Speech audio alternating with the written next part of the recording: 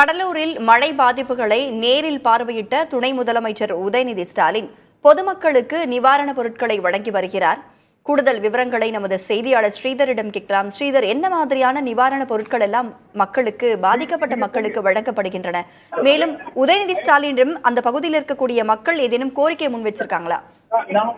வங்கக்கடலில் உருவாகும் எந்த புயலாக இருந்தாலும் சரி, கடலூர் மாவட்டத்தை சந்திக்காமல் செல்லாது. அப்படிதான் இந்த புயலும் கடலூர் மாவட்டத்தை சந்தித்த காரணத்தினால் பெரும் மழை ஏற்பட்டது. இந்த மழையின் காரணமாக கடலூர் நகரப்பகுதியில் பல இடங்களில் தண்ணீர் சூழ்ந்த காரணத்தால் பொதுமக்களுக்கு பாதிப்பு ஏற்பட்டது. குறிப்பாக வீடுகளில் சூழ்ந்த தண்ணீரின் காரணமாக பொதுமக்கள் வெளியேற்றப்பட்டிருக்கிறார்கள். தற்போது நீங்க பார்த்துக் கொண்டிருக்கும் இந்த காட்சி என்பது புருஷோத்தம் நகர் பகுதியில் இன்று காலை தண்ணீர் சூழ்ந்த காரணத்தால் அங்கிருந்து 200க்கும் மேற்பட்டவர்கள் அங்கிருந்து வெளியேற்றப்பட்டு பாதுகாப்பாக தங்க வைக்கப்பட்டார்கள். அந்த புருஷோத்தமன் நகர் பகுதியில் தண்ணீர் வெளியேற்றப்பட்டுவிட்டது. அவர்கள் நோய் பரவாமல் தடுப்பதற்காக அங்கு அனைத்து விதமான நடவடிக்கை மேற்கொள்ளப்பட்ட அதே வேளையில் தற்போது அந்த மக்களை அருகில் உள்ள கல்லூரியில் வைத்து தற்போது தமிழக துணை முதலமைச்சர் உதயநிதி ஸ்டாலின் நேரில் சந்தித்து அவர்களுக்கு தேவையான நிவாரணப் பொருளை வழங்கி வருகிறார்.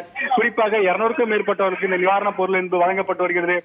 கடலூர் மாவட்டத்தை பொறுத்த வரைக்கும் பெரிய பாதிப்பு இல்லை என்றாலும் கடலூர் நகர பகுதியில் பல பகுதியில் தண்ணீர் சூழ்ந்த காரணத்தினால் மக்கள் இந்த மழையின் காரணமாக பாதிக்கப்பட்டிருக்கிறார்கள். அது மட்டும் இல்லாமல் தென்பெண்ணியார் கரையை ஒற்றியுள்ள பல கிராமங்கள் பாதிக்கப்பட்டிருக்கிறது. அதே சமயத்தில் விவசாய நிலம் பாதிக்கப்பட்டிருக்கிறது. தொடர்ந்து இந்த பாதிப்புகள் குறித்து கணக்கெடுப்பதற்காகவும் ஆய்வு நடத்துவதற்காகவும் அனைத்து துறை அதிகாரிகளுடன் ஆலோசனை கூட்டம் இன்னும் சற்று நேரத்தில் தொடங்க உள்ளது. முதல் கட்டமாக தமிழக துணை முதலமைச்சர் இங்கு நேரில் பார்வையிட்டு அதிகாரிகளை அந்த தேவையான உதவிகளை செய்ய முடுக்கிவிடப்பட்டிருக்கிறது.